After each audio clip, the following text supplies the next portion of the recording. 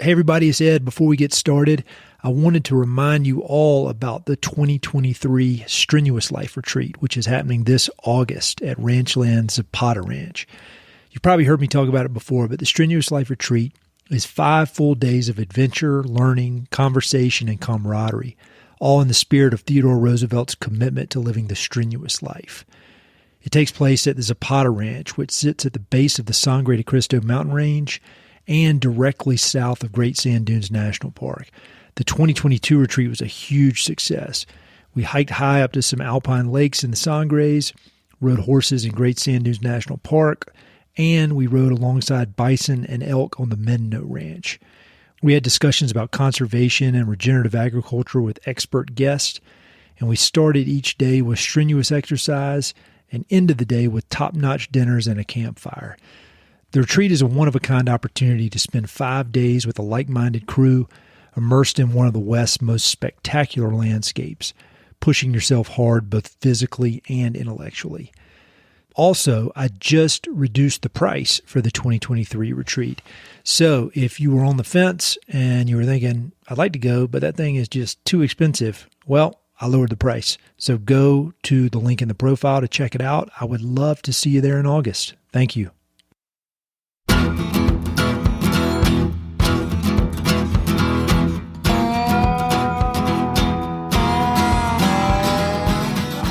This is the Mountain and Prairie Podcast. I'm Ed Robertson.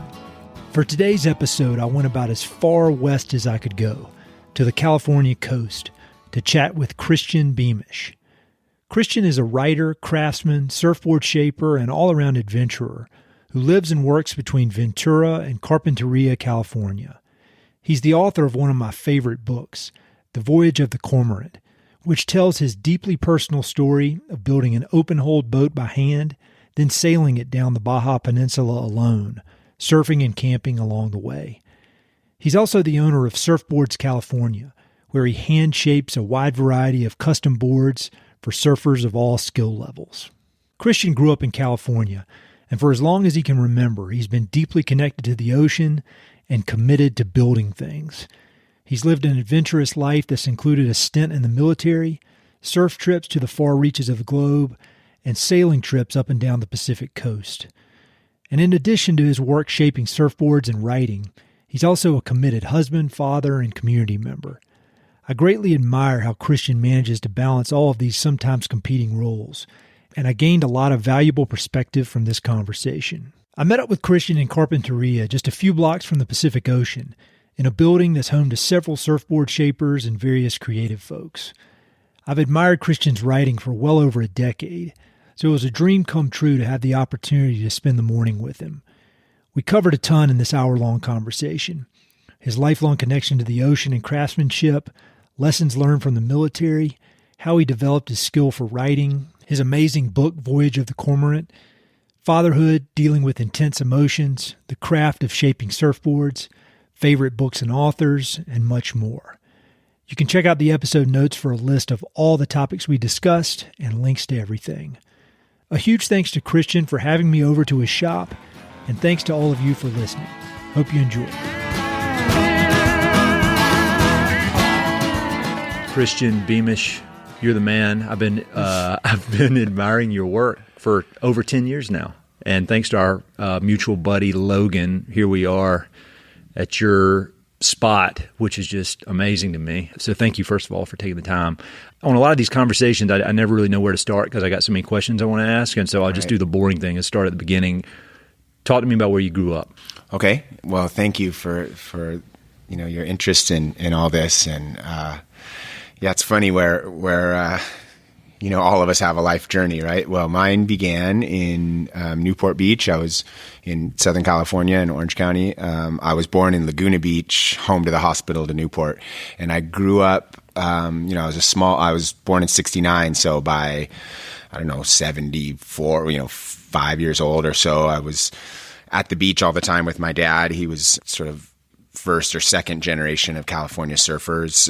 He was a lifeguard. And so he had me sort of reading the water and doing, pretend lifeguard drills and that kind of stuff pretty early on. And I got to know all the surf breaks. But all this to say, I look back and I remember not having any social context for it all, but I was in the 70s in surfing in Southern California to a certain extent, the beaded curtains, the, incense, not incense wafting out of the vans, the, the mustaches and ponytails and single fins and all that. And I kind of was like, well, it was a little dark and scary for a little kid. My dad was not into that, more of a Frank Sinatra man. Oh, really? Yeah, he was just an older generation, born in 1932. So, oh, wow. Okay. So he just thought those guys were kind of nuts, and some of them were. But anyway, then as I started getting into surfing and figuring that out, that really dovetailed with probably 78, 77, 78, 79,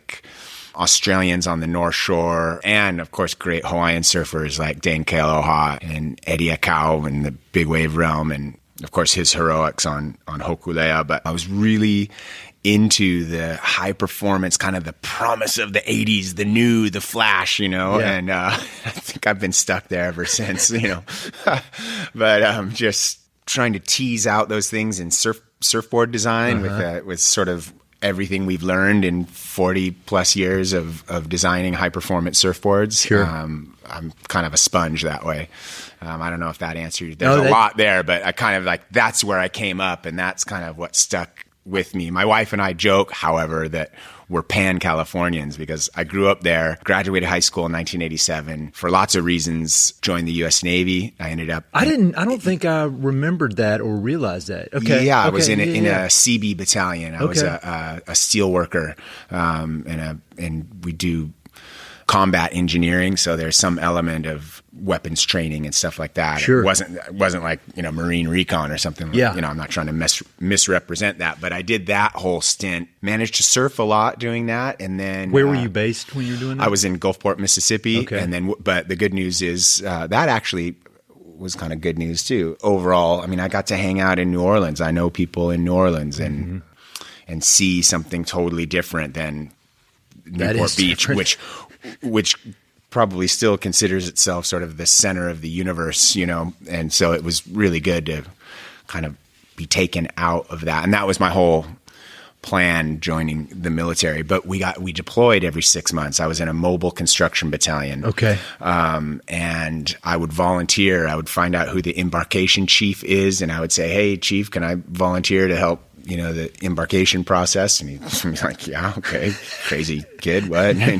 And can I put these surfboards in this board bag in with the mix? And, it worked. And I surfed, remote places in the Philippines in 1988, Really?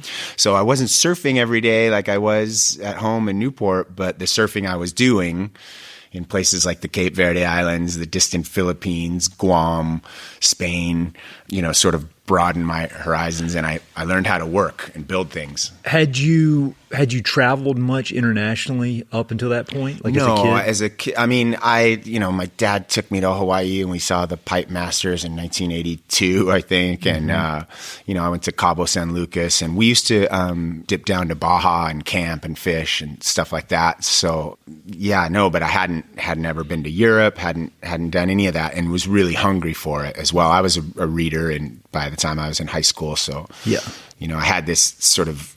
We were talking earlier about this digital age. I think I felt the creep of that as I was watching my hometown transform from a place of, building boats, and it's always been a wealthy place, but there's also this whole tradition of people in Newport Beach are there actually for the water, Sure. Now the clubs and the Maseratis are just sort of added on, So do you credit your time in the service for wanting to build stuff? Were you handy? Were you a builder before that? Is that what attracted you to it, or? I was definitely hanging around the surfboard factories as a youth. Yeah. And so I was really always interested in shaping and surfboard design. And some friends of mine built skateboard ramps. Nice. And so we put our heads together and built one in the garage at my place, much to the neighbors and my family's chagrin. So yeah, I suppose so. And then I learned how to work, as I mentioned, how to make a plan, how to tend to tools, how to use tools. Yep. Yeah, and they just have always noodled, I guess. I mean, I kind of jump all over the place, just depending on what. As you can tell, so do I. Do you have to work? I know for myself, I have a tendency, if I don't watch out, I think of myself as like a car that pulls to the right. And if I take my hands off the wheels, I'm going in the ditch, and the ditch is being a slob. And so I have to force myself to work, and I'm at my best when I work. But just in hanging out with you for a little while this morning, it seems like working may be your default. I mean, do you always need to be doing something? That's interesting. I definitely have the things I feel I need to be doing. I'm not sure if that's the same thing, but it seems like maybe it is. For example, because you've been able to align your job with the stuff you like doing. So, yes, yeah. And so, for example, I mentioned this project I'm basically in the very detailed outlining stages of. I'm waking up at 5 a.m. so I can put in an hour on that because I have these other surfboards I have to template and get the rocker right and these projects. And so Monday morning I need to get that set down so it sets up the rest of the week in and amongst my obligations, helping my family, being there for my kids. Oh yeah. No, is that a big effort? Like when you set your clock, sorry, I'm not like trying to be a psychologist or anything, but I'm just curious. I could use it. Do you, same. Do you have like Sunday night, is it setting your alarm for 5? You're like, dude, I got to get up at 5. No, or is it you excited? I think it's important, just no matter what, to get out and do stuff and doing work and, make time, in my case, to go surfing or even just swim a bit in the ocean. And I'm not talking about working out, a little bit of breaststroke and maybe swim down and touch the bottom or something. I'm an athlete by default just because I surf a lot. But anyway, all this to say, to be active and be out in the world, and you come home and sleep well, and then get up and get after it. And I really look forward to coming in and working. And I look forward to the times when I'm on a deadline actually, and just in the words, in my writing practice. Well, I want to talk about the writing because that's how I found you. I mean, long before, I guess it would have been 4 or 5 years before I started this podcast, I came across your book, and published by Patagonia Books, and I feel like everything they publish I want to read and I need to read. And so, but I really do think your book may have been the first one by Patagonia Books that I ever read. Oh, wow. But I grew up in the North Carolina coast, doing a lot of stuff with boats on the water, nothing like what you've done. But I loved the Voyage of the Cormorant. How do you say Cormorant? Cormorant. Cormorant. Yeah, it's a pretty common seabird. I think you have them on the East Coast. Oh yeah, too. We do. I can't ever figure out how to say it. I think they recap it kind of wherever they go. They definitely do. But I read the book, and people listening to this thing know I just read a ton of books, and that book has always stuck in my head, and I've got it in a prominent spot on my shelf, and so I'm always looking at it. And so it was crazy to be sitting here talking to you. When did writing come into your life? I mean, you always a reader? Yes. I would say it's funny. How your old friends are the ones, I know there's a saying, something like the old friends, they almost kind of like reintroduce you to yourself. Yeah. My best friend growing up, Dave Misterly, he told me, he was like, man, it's so great with the surfboards that you're doing. He goes, you were drawing outlines of surfboards and like playing with how surfboards looked in elementary school. Mm-hmm. And I said, I had no recollection of that, and I was just like, whoa, thanks, buddy, and that just sort of like, wow, this is a kind of a through line, it's just the things that you gravitate towards. So there's that. But then as far as writing, I used to try and come up with, more esoteric writers to sound more interesting, but honestly, and it's no shame in it, I really loved Hemingway and Jack Kerouac. Yeah, you can't beat that. I love Joan Didion and so many others as well. But Joan Didion for that sort of nonfiction and the way she'll just comment on a scene and the scene speaks volume. Ostensibly she's reporting, right? But then, the details she picks out, whether it's the kid on acid or whatever, you're just like, what just happened to me? So I was captivated by writing in all kinds of ways, but particularly Jack Kerouac and those scenes in the High Sierra in, Desolation Wilderness, I think. Yeah. Because we knocked around in the High Sierra, me and that buddy of mine, Dave Misterly.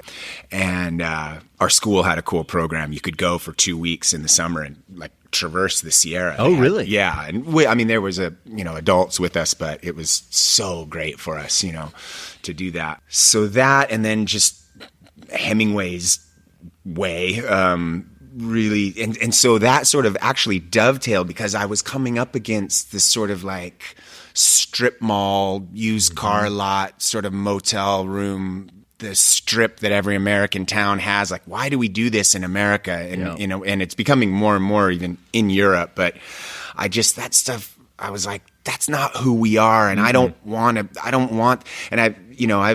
got some spiritual dimension to my life, as we all do, whether or not we acknowledge it. I used to say, I don't want a strip mall Jesus, Yeah. I want a desert mystic. And so how does all that dovetail with joining the United States military?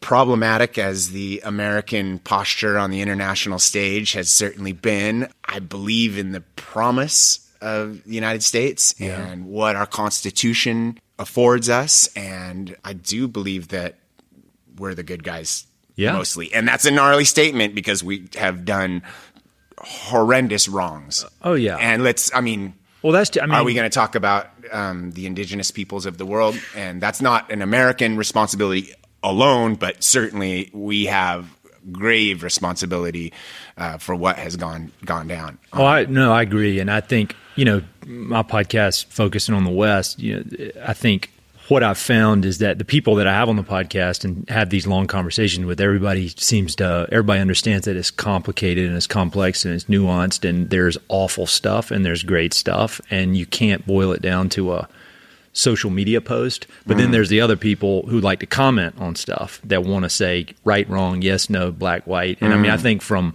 whether you're talking about the history of the United States or me as an individual, there's good and there's bad. And there's no... We're all mixed up in it, right? Yeah, we're just mixed up in it. And that's just how it is. Again, jumping all over the place. I don't want to rehash the whole book because I want people to buy the book and read it because it was important to me. Can you just give an overview of the story of the book? Like how that adventure came to be? Sure. Well, we were talking about, and then I went on my whole spiel about trying to unpack and understand for myself why I joined the military and what was that for writing, looking for something that's real, yes. and maybe even casting back in time, I think it's an ultimate good, obviously, that the United States won the Second World War, and I'm not trying to rehash that either. There's that somewhat obnoxious, World War II winners or whatever, the people. Anyway, I'm sorry, I'm all over the joint. I love it. No, it's my podcast. We can do whatever we want. But that's awesome. And thanks for having a rambler like me on love here. It. But yeah, so the Voyage of the Cormorant, what's all this about? I, as you may have gathered, am pretty sort of dreamy. I have these ideas and the real experience of my life maybe is some attempt to, connect with the ideal. Yeah. And so the Navy was a wake up. I pictured, wool coat, tin cup, late night watch on a little frigate. And, I was wondering, is this my beautiful wife when I'm mopping the floor and cleaning the toilets?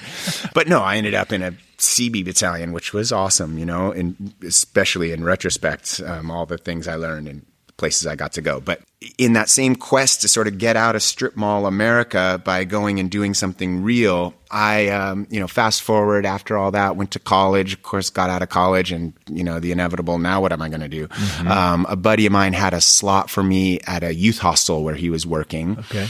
It was about 40 miles north of Santa Cruz, California, at a lighthouse. Oh, wow. Out on this peninsula, Pigeon Point Lighthouse. It's a place worth visiting. I think I've been there. You can't miss it if you've driven north from Santa Cruz. Up to Big Sur? Yeah. Past Big Sur, past Monterey, Santa Cruz, up to Half Moon Bay in San Francisco on that north coast. Yeah. And it's just this rugged old place, and there's a cove there.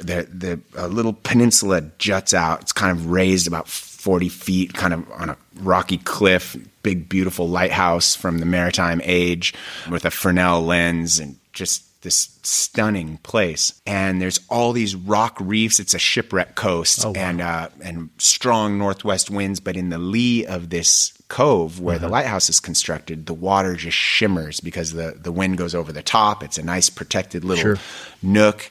And it's just this, it just gets into you if you kind of sit with it.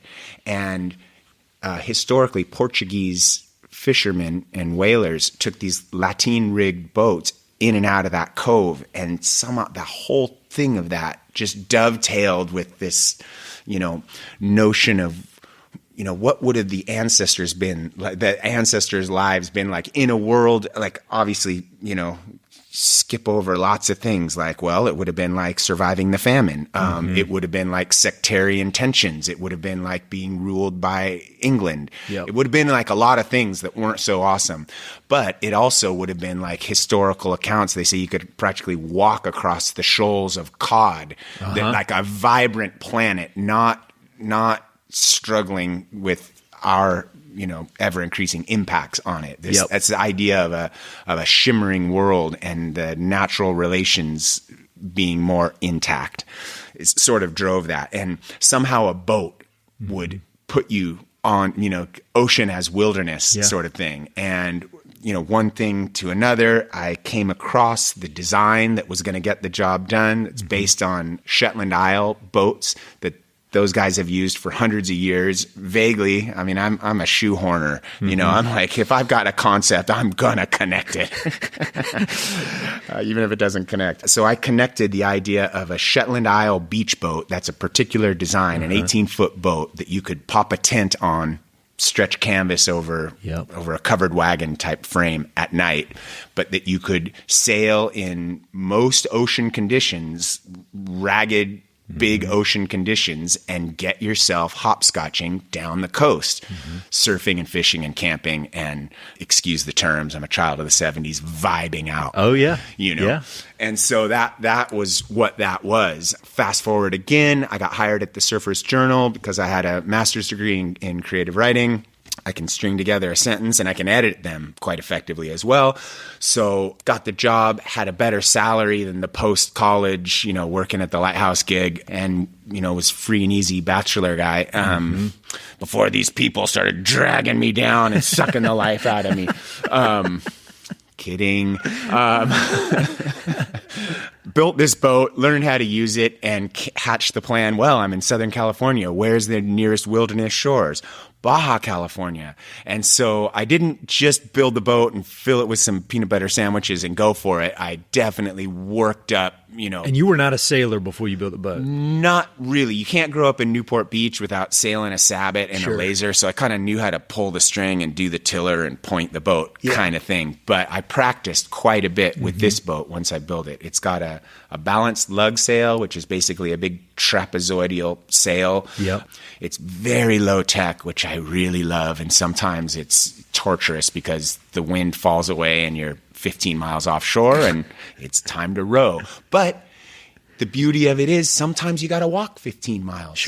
Like, it takes as long as it takes. You're not in it because you're trying to meet the deadline, right? You're in it because you want to see what comes, whether it's the whale or the one time the 18-foot great white shark tailed me and my kids on the boat. So all this kind of stuff is in that's the impulse behind it. And I suppose the narrative drive of the story is, well, does this lunatic make it or not? And, clearly I'm here, so I did not make it, but I didn't make it maybe in the way I thought I would when I started out. Well, I love obviously the adventure of the book and the fact that you built this thing and you learned how to sail and you took it out in legit big water and people were looking at you from the shore like, who is that guy? What's happening out there? Why is that guy out there? I mean, it's just I read it 10 years ago and I still think about it all the time. But yeah, it came out in 2012. 2012. Can you believe that was 10 years ago? I thought that was the future.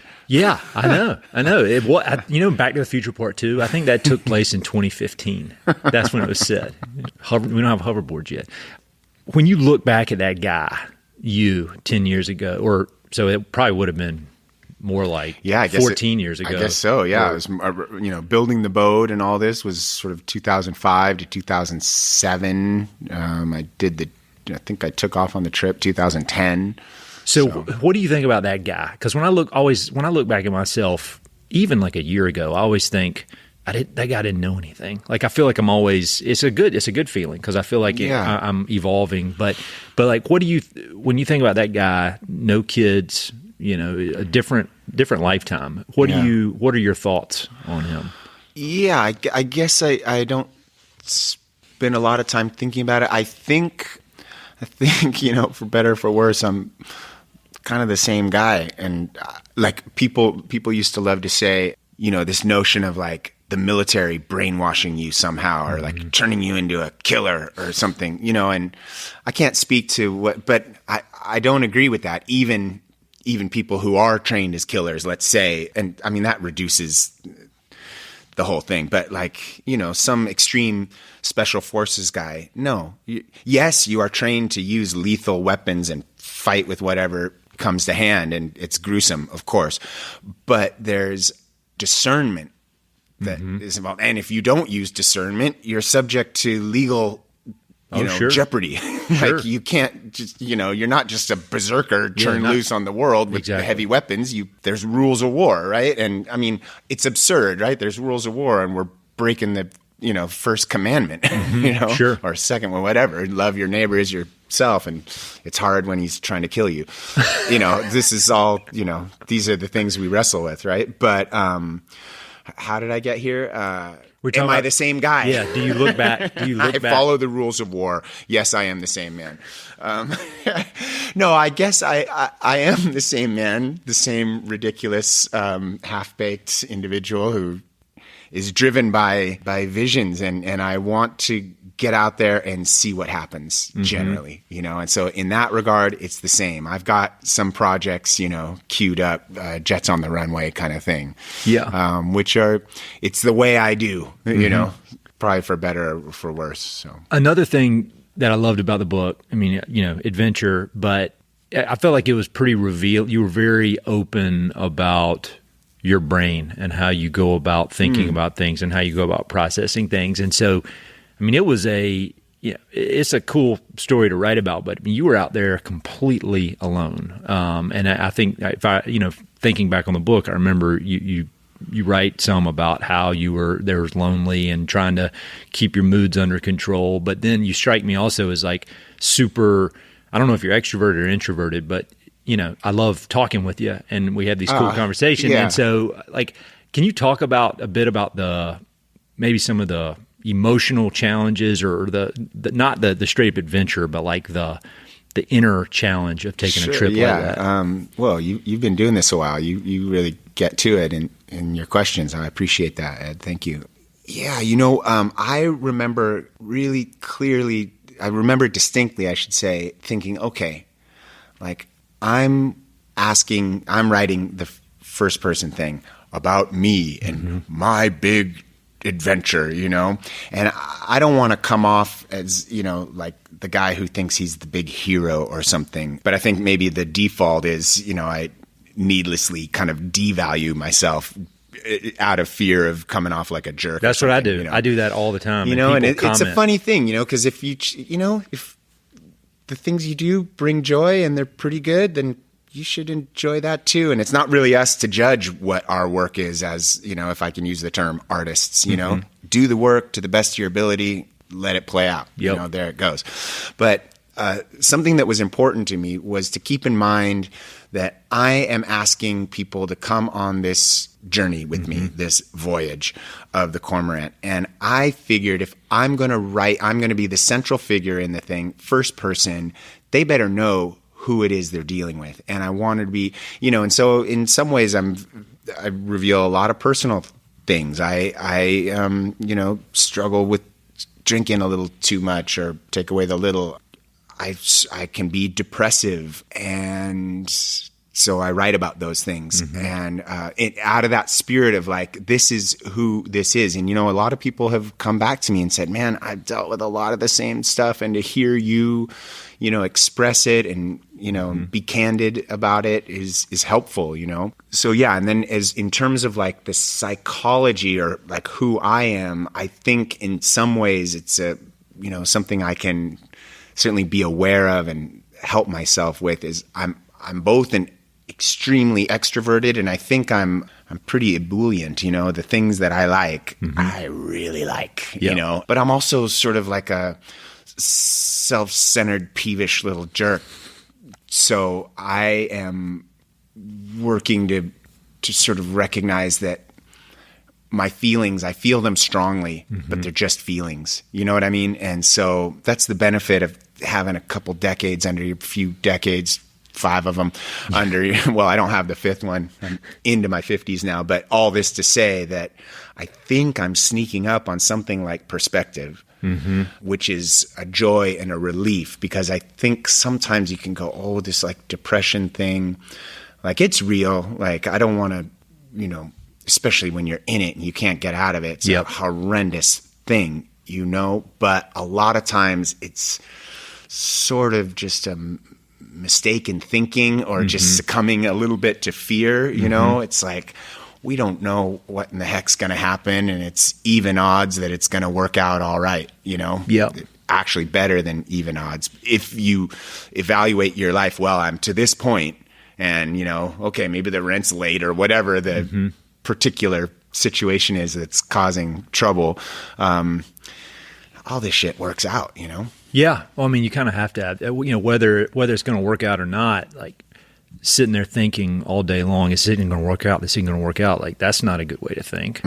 So I don't know. I mean, and then you get stuck in that. Then you get in that cycle. And I mean, I share some of the same personality traits you have with that stuff. I mean, are there, as far as understanding, when you mentioned that it's thinking and it's being able to separate a bit from those thinking patterns. I mean, do you do anything? Like, do you meditate? Do you just exercise your ass, like grind yourself in the ground? Or no, I'm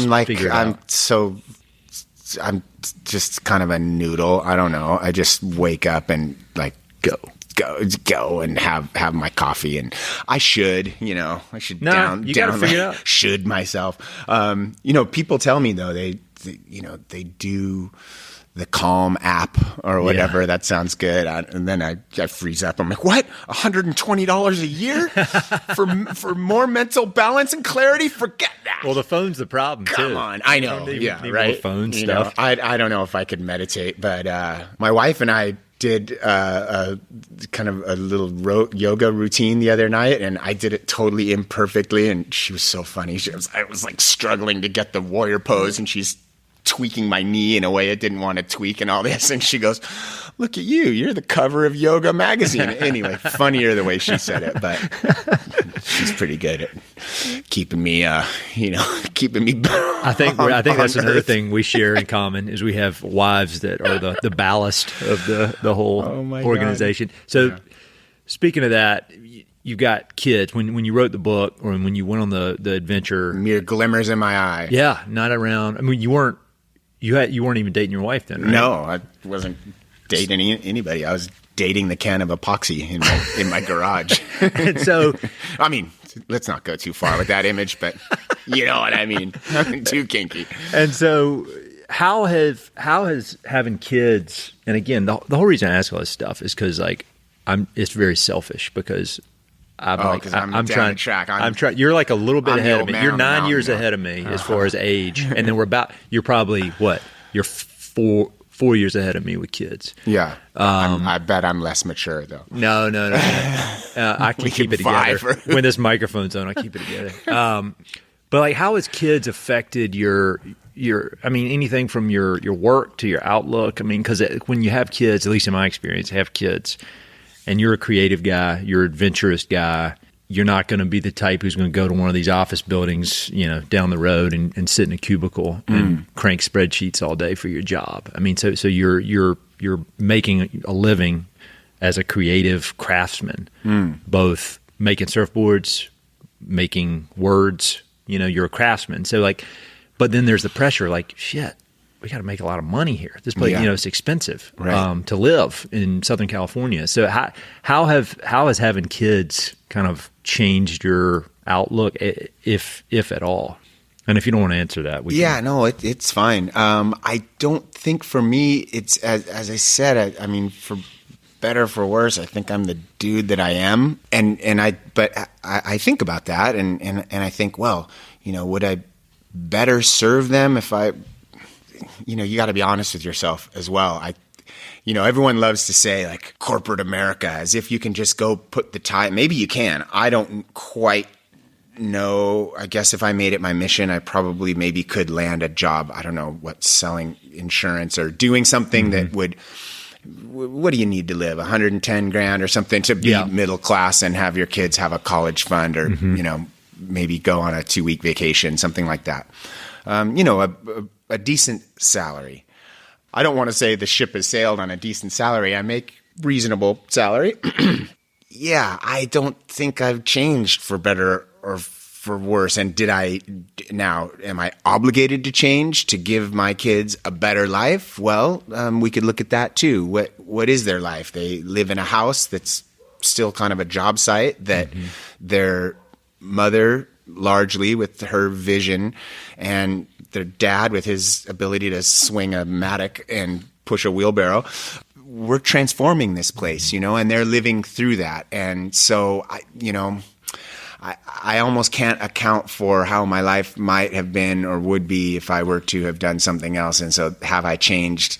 Probably not. And maybe for the better. I sure like having a family and enjoy these little people, It is awesome, isn't it? Yeah. I mean, it's just, I tell people this, I do a lot of like really long distance running in the mountains and like crazy, like 100-mile stuff. And like at mile 90, I'm not feeling good. And it wouldn't be considered by any standard fun. But I always think if somebody were to show up and be like, all right, you're not having fun, I can have you out of here sitting on a beach, relaxing, and you can quit right now and you'll be done. I'd be like, no, I'm not leaving. I'm having fun. And I think about that with kids, like when they're going crazy and they're breaking stuff and they're crying or they're misbehaving. If somebody swooped in and was like, I can have you out of here, you'd be back to your bachelor days. I'd be like, of course not. This is fun. Yeah. It's just, it's this weird level of meaning that it doesn't necessarily have to be fun to be fun. Yeah. Right. Well said. Yeah. I think that, yes, children change your life absolutely and forever.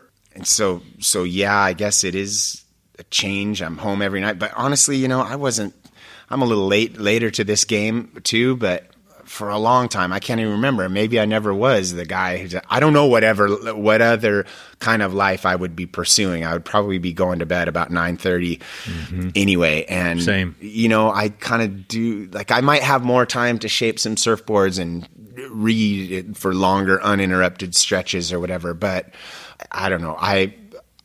I'm so absolute, but I've had this vision, like, what if, and it's not out of a fear. I didn't just like, let's make a family so I don't have to be alone. It wasn't like that. It was all, this is what my life has brought me, thank God. And I do have a vision of like just being a solo guy in a van and maybe a dog somewhere. And it's like, I don't know. It's not one thing or another, because I know plenty of friends who don't have children and they seem like they have pretty awesome lives. But yeah. I got a pretty awesome life. It's same. You got to kind of have an open hand. You can't. I mean, Kelly Slater can, and a few other pro surfers can ride every swell everywhere in the world all the time. And I'm cool with surfing in Ventura. And, I don't know, driving in Northern California and scoring a swell. That's kind of what I get to do right now. So, if you had to describe your surfboards and what you make, how do you describe that? Because that's how that for people listening. Well, I read your book a long time ago, and then our mutual friend Logan Ajej, the artist, he's so great. He bought this awesome surfboard that I saw yesterday at his place. He bought a board from you and sent me a text, said, "Hey, do you know who Christian Beamish is?" And I said, "Yeah, I read his book." And then he introduced us, and now here we are. So we connected via your surfboards. So how do you? I mean, you built the boat. You're always building stuff, and now surfboards is your focus. I mean, you're all in. Yeah. And so how do you describe the company? My company is called Surfboards California, but most people know of me through my work both with Voyage of the Cormorant and at the Surfer's Journal. So they find me by Christian Beamish. But yeah, I would describe the surfboards, the big ones and the small ones, of having this inherent element of momentum and drive. It's all about fluid drive and being able to paddle them well and hit this velocity, this inherent velocity with the shape of the outline and the way the thickness flows in the surfboards. And each of them are made by hand with a planer and a block of foam. That the foam is nicely, it has a curvature to it, rocker, and so you're able to incorporate as many sort of contours and things that we come to understand after making hundreds and hundreds and thousands of surfboards and looking at them and riding them around the world. So yeah, I think my thing is somewhat distinctive in that I take that fluid drive that was inherent in designs through the 70s and 80s, and I've updated them a little bit because we've learned a lot in the last 40 years of bottom contours, concaves in particular, and they're really just flowing and dynamic. I make really big boards, like 11.2s. That's what I made for Logan. That was an 11.2? As I recall, 11.2, and just really clean. They're almost like racing yachts, and they're just beautiful to paddle and glide on. And you can surf in sort of a more regal way, I would say, a nod to Duka Hanamoku and the Hawaiian tradition, of course, that he nalu that is surfing. There's those, and then I make slimmed down bigger boards, 8.5 feet to 10 feet for riding big waves like Mavericks and Todo Santos, which is something that I love to do. I am not so much pursuing Mavericks these days, as it's just there's plenty of big waves that anything can be life-threatening, but I don't know. I may go out there, may not. There's lots of big waves in California and Mexico. So for people listening, when you say big, what does big mean? Like your 2-story house breaking, rolling and having a nice big traversing face, or we call it a bowl. Maybe, a 3-story house, big, like, the power lines, a medium-sized palm tree, like really big waves, and it's everything opens up, and then surfing starts to feel like seafaring. Yeah, I can't imagine. I'm talking to a guy who runs 100 miles in the mountains. Running's more like wandering around in the mountains. Yeah, I know, but how cool, and the element of conditioning, and I think you go far enough in any of this stuff, it's about a very intensive level of awareness of your surroundings and your physical person. Sure. And your interaction with it. And so, in that spiritual way, as you ascend, it's all one, Oh yeah. And so riding big waves is, there's the strategy of, well, how in the heck am I going to get out there? And then, once you're out there, how do you put yourself in position to get one? And, how do you deal with it when it goes pear-shaped? And when did you make the transition? Like, how old were you when you went from just, what I'll call normal surfing, paddle out, go to the beach, paddle out here, and to a big wave? Kind of like being a family guy. I was a little bit later to that Really? game too. Yeah, I was in Santa Cruz. I look back and to rewind or whatever, but I was in Santa Cruz going to college I got out of the Navy in 92, went on a big surf trip down in the Pacific, and then came back and started college at Santa Cruz in 93, beginning in the 93. And in that period, there was just a small crew of guys surfing Mavs, and I saw pictures of Mavericks, and I just wanted nothing to do with it. So I was probably 22, 23 at that point, and I just was like, it just looked like a snuff film, just the way it was just not interested. But I was still riding when the waves would get big. I would surf the North Coast, maybe 20 feet in the face, and didn't really even have big wave board, so to speak, maybe a 7.2. You need like a 9.5 foot board to surf Mavs. But anyway, so a lot of other things happened, and was living my surfing life. I mentioned that I grew up in Newport Beach watching these great shapers. Greg Pouch was one of them, McCoy Surfboards USA, and Mike Lytle was another guy, and they were just consummate craftsman. So I had like an intellectual understanding of how to make a surfboard, but I hadn't made surfboards. But once I got up there, I started making my boards because I didn't have the same connections in Santa Cruz that I did being one of the kids growing up on the beach in Newport, knowing everybody in my hometown. I've gotten to know all the guys in Santa Cruz, but I didn't at the time. So, and also I was interested. So I started shaping this, that, and the other. It wasn't on my script. I wasn't liking what I was seeing of Mavericks. I was seeing the guys get murdered, and I was just like, oh my God, not for me. Anyway, fast forward, I went on this big crazy sailing voyage, which I joke that my boat Cormorant is a double ender. It's pointed at the bow and at the stern, a little wider at the bow than it is at the stern, and very much like a pintail surfboard. Oh, yeah. And I also do designs. A lot of my boards are channel bottoms. Okay. And channel bottoms are very similar. In fact, I think the guys in Australia who came up with the design, it's called clinker construction, the way the planks of the boat sit within one another and step down. And so there's these ridges that run fore and aft on the boat, and you really can feel those like channels. So I joke, anyway, all this to say, I joke that it's my 18-foot 12-channel pintail is my boat, Sure.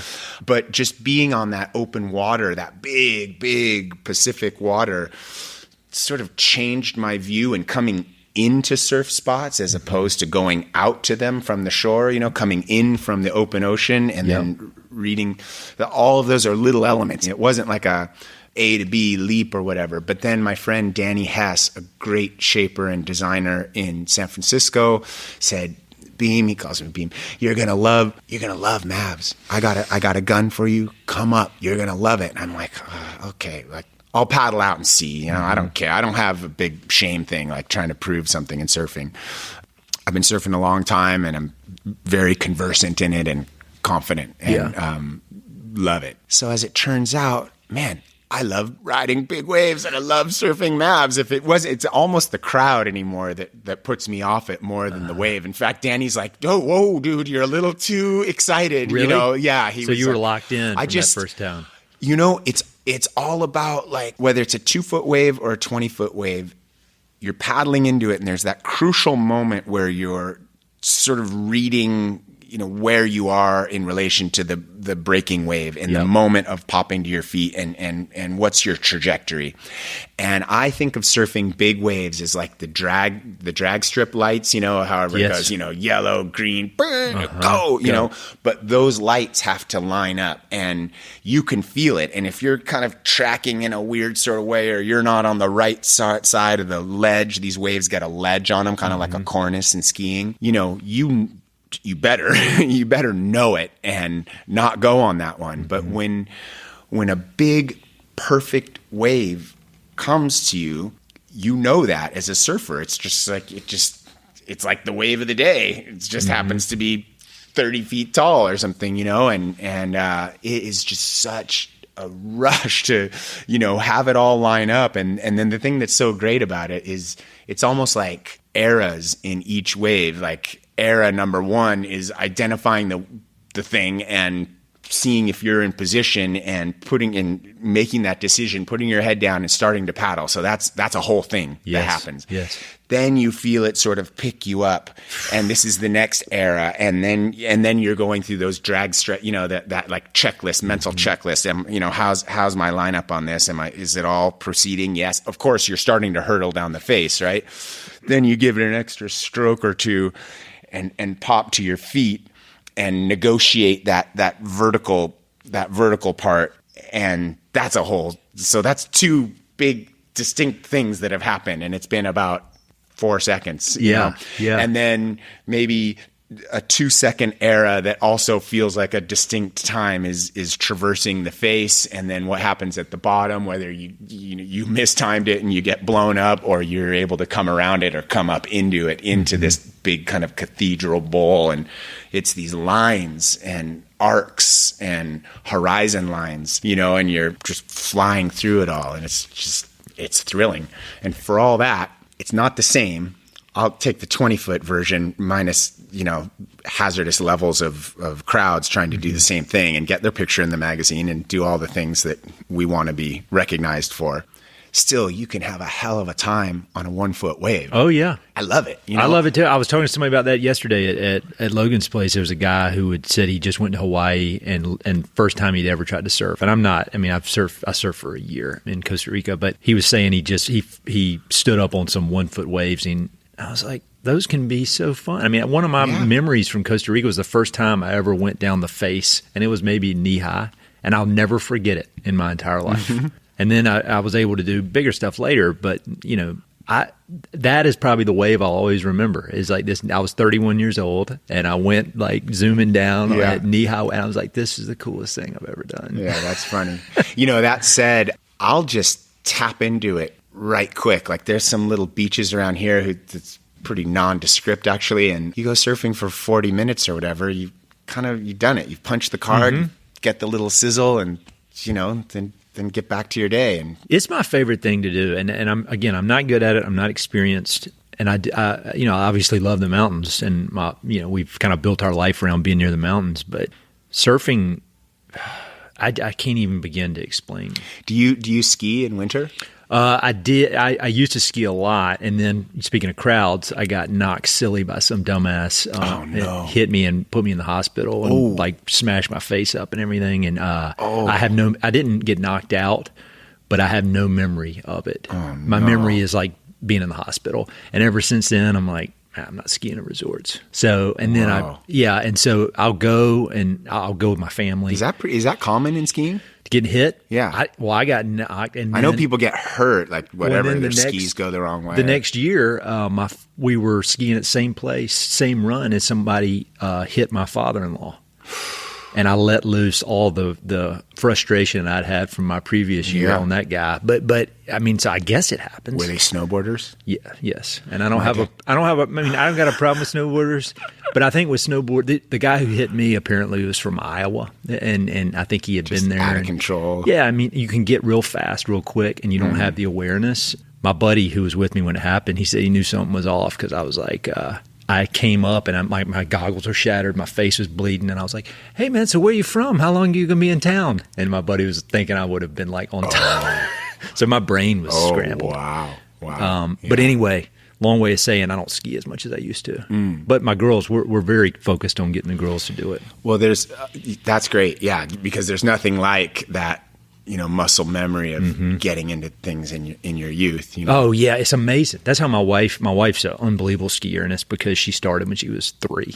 Is she from the Rockies? She grew up in New Mexico. So okay. Skiing, Yeah. We my father-in-law lives in Santa Fe. Oh, nice. And we go to the Santa Fe ski basin sometimes. It's fun. It's so fun. I love it. I don't have anything riding on skiing. It feels really good, but I just rent the skis and go ski for an afternoon. Yeah, I don't know. That newcomer thing happens in surfing too, and then of course, how do you be diplomatic? And I think without being cliched, I think it's important to remember that this is a Hawaiian thing that we're doing, and in so much as it is that concept of aloha and stewardship. I mean, it starts to sound like whatever Hawaiian shirt and a palm frond hat, and aren't you enlightened? But I think that notion of stewardship is really important, and so that means gently correcting. It's crazy because it's really exploded. I'm sure, like skiing has with this COVID time. Yeah, with skiing, it's all happening so fast, and everybody, if you're in a resort, everybody there is paying to ride the lifts and all that kind of stuff. But like in my experience with surfing, I was extremely deferential to anybody, and I was always trying to. Where I surf was Playa Grande, it's 3 Mile Beach, so I could always find my spot by myself because I never wanted to be one of these people coming into these people, especially the local Costa Ricans. I don't want to be in their space messing with their waves, and so I was always just like, hey, I'm just here to have fun, man. I'll be over here by myself. And so I had great experiences, but I saw at the main break there every now and then a tourist would come in getting a little sure of himself, and they'd get an attitude adjustment, a well-deserved attitude adjustment. Right. Fair enough. The podcast is one thing I'm always focused on. Books is another thing I'm always focused on. You've already mentioned Hemingway and Kerouac, but are there any other books you would say, like when you think back, that have played a big role in your, whether it's professional development, personal development, the kind of the combo of the two, like any books you recommend? That's kind of a crazy question for somebody like you who reads so much, but yeah, I know I want to do it justice and feel like I'm going to sound like an idiot. Compared to me, nobody sounds like an idiot. Race to the bottom here. Yeah, shoot. All I can think of right now is so I know Inda Duffy. He's a professor at UC Santa Barbara, and he recommended to me, it's not thrilling, but eye-opening. I'm reading right now The History of Ireland Since the Famine. Oh, really? That's cool. Scintillating stuff. No, I'm teasing. No, FSL. Anyway, that's it. Ireland Since the Famine, I believe, is the book, because I'm trying to sneak up on it in whatever way I can. And I feel like this is giving me a very good grounding of what were my ancestors going through in a place called Lahertadally, which is, I'm probably pronouncing it wrong, near Skibbereen in the western part of County Cork. They left in 1868 and went to New Zealand, to Taranaki. And, they might have just been young guys looking for an adventure or something, a la Voyage of the Cormorant. I think it may have been, I suspect it may have been a little more survival driven maybe than that. And I just don't know. I mean, of course, the famine happened more like 1848. So that's a 20-year time frame. It's a big difference. Certainly there would have been lingering reverberations. And, what were the factors? They were Anglo-Irish, but they weren't what you call landlords. They weren't I think the British took like Scots-Irish people, maybe your people are descended from. Yes. I don't mean to assume, but no, that's exactly right. In Eastern North Carolina. And I say this joke all the time. Eastern North Carolina. I had you as a mountain guy. Eastern North Carolina puts you on the beach. That's a West Coast bias for you. Oh no, East means beach. Yeah, that's exactly right. Yeah, I mean, and I've say this over and over, but I've had on two different occasions had people ask me if I was from Scotland when they hear my accent. And I'm like, I'm not. But I think it's in Eastern North Carolina, everybody in my family, they came up the Cape Fear River, got off the boat in the late 1600s, and that's where they've been. Wow. And so I always say I was Lewis and Clark in 2005 when I moved to Jackson Hole. Lewis and Clark of the Robertson family. But yeah, Scottish on both sides. Okay, interesting. Yeah, so you're right. Yeah, I don't really know that story. I have some idea of my family genealogy. This is a project that I'm working on. There was a brother who was already in Taranaki, and he had a mercantile. He had like a feed store, some sort of outpost in a town called Patea. And then soon after my great-great-grandfather and his brother arrived, they ended up in this group called the 6th Royal Irish Armed Constabulary. They were a police force that was kind of like out in the bush as more like soldiers in response to, understandably, Ngati Ruanui, that's the Iwi, the tribe of that area. They were resisting as they were, I'm apologizing.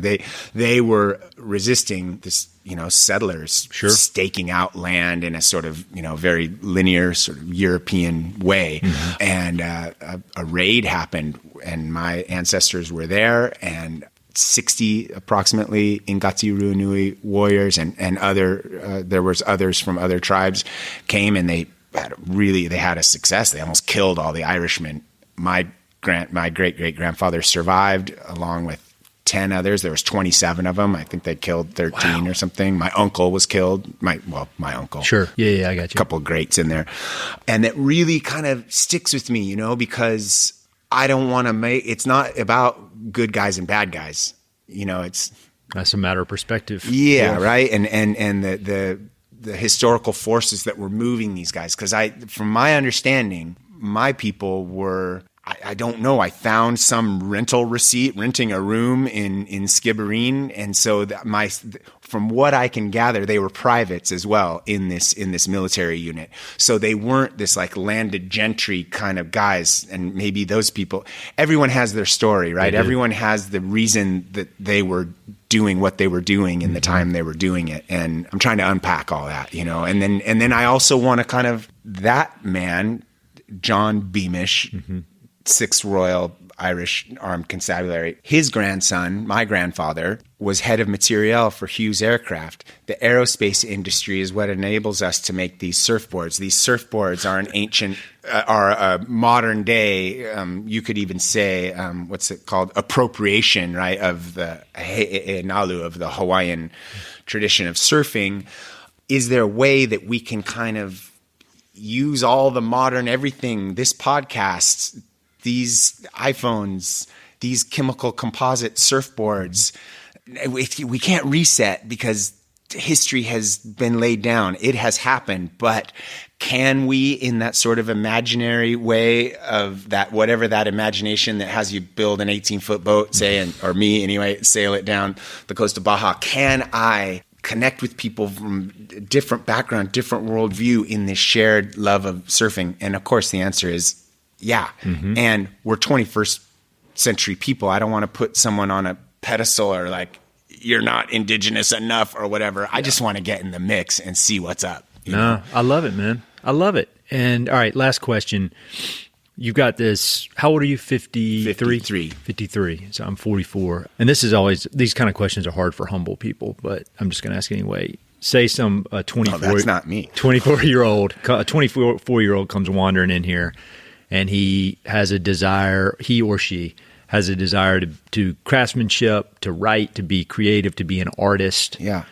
But is feeling the pull of, well, I need to be a grown-up. Because I've been there. Oh, I mean, man, I went to Merrill have I. Lynch and put on a suit, and I was a grown-up for a while, and I somehow snapped out of it. What would you tell that person? Like, what would you if they ask for your advice? They're like, I don't know what to do. I'm at this crossroads. I love the arts. I love being creative. I love making stuff, but I'm being pulled to go be a normal grown-up. Yeah. Oh, well, I would say what, air quotes, real writers I've read and been fortunate enough to meet, but I think mostly reading, they would all say, if you want to write, read voraciously and write. And I think the same with any craft. You have to be in there practicing that craft. Now, how then do you account for making a living, at 24? And I think sometimes you got to do things like, you don't have to necessarily join the Navy, but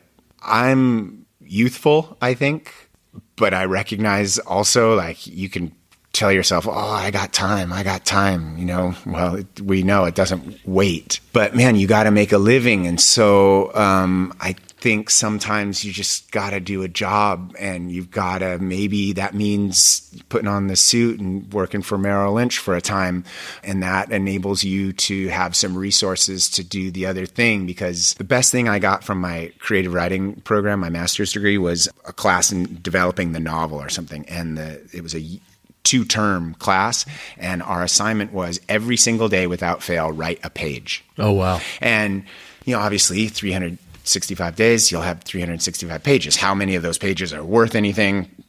Debatable. But if you at least have a concept and you're pushing that darn thing forward, you've made something. So, there's that great book, The Life of Johnson from Boswell, Samuel Johnson, and Boswell's belly aching. Oh, I'm over here in Europe. I don't know what to do. And sort of that indecision of youth. And Samuel Johnson tells him, quit your belly aching. My word's not his, but you have only to choose and pursue your choice. So I think it's all possible, but you can't do it all either. And so sometimes it's galling, but you gotta do a day job until you can make the thing that you're more inclined to do work. And even then, you can have some down months, or Oh yeah, That's just the reality of it. It ain't easy, but it's not easy anyway, so you might as well choose the thing you love. I love it, man. Well, thank you. So awesome to meet you. So awesome to get to see your place, and I really appreciate it. Cool. My pleasure.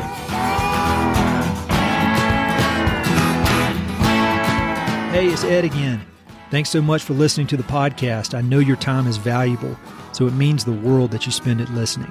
If you want to support the podcast and help it to continue to spread and grow, there are a few ways you can help. Number one, pass it along to a friend or share it on social media. Word of mouth recommendations are the most powerful way for ideas to spread, so I'd love it if you could share the podcast with a few pals who might enjoy it. Number two, you can go to Apple Podcasts and give it a 5-star review. Good reviews encourage the Apple overlords to suggest the podcast to others. So there's a link in the notes if you'd be so kind as to give it 5 stars. Number three, you can support the podcast financially via Patreon, and there are exclusive benefits for those who do, including a monthly behind-the-scenes newsletter, Mountain and Prairie stickers, live and recorded video chats with podcast guests, and much more. Number four, I've also got 2 emails that I send out. The first is my weekly email called Good News from the American West, which I send out every Wednesday. It's only positive news, something we can all use a little more of these days. And my other email is my bi-monthly book recommendations email. One email every other month with 5, 6, 7, or 8 books that I've recently read and highly recommend. The thousands of people on both of these lists will vouch for me. No spam or other funny business. And number 5, finally, check out my online store for Mountain and Prairie stickers, shirts, and coffee mugs. I've got some really cool designs from Western artists with more on the way, so head to mountainandprairie.com/shop to check it all out. I'd love to connect with you. I'm on Instagram and LinkedIn, so look me up on either of those platforms by my name or through the links on my website. All right, that's it. Thanks so much for your support.